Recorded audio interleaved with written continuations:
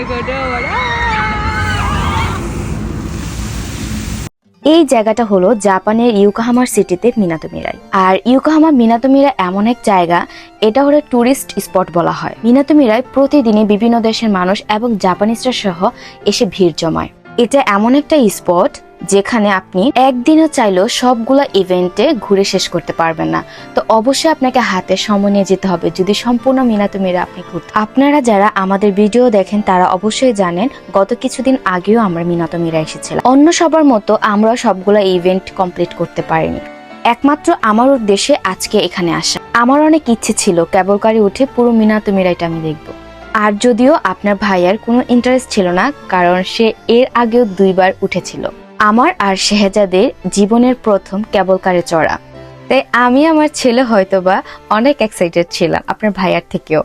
আর কেবল কারে চড়ার একটি সুবিধা কি জানেন, আপনি চাইলে এই অনুভূতিটাকে আপনার ফোনে ক্যাপচার করতে পারবেন ভিডিও আকারে বা ছবি আকারে, যা অন্য রাইডগুলোতে কখনোই সম্ভব না। আর এরই মধ্যে দেখতে দেখতে আমাদের কেবল কারটি ছেড়ে দিয়েছে। বিশ্বাস করেন কেবল কারে চড়ে আমার এত পরিমাণে ভালো লেগেছে যা বলে কখনোই প্রকাশ করা সম্ভব না।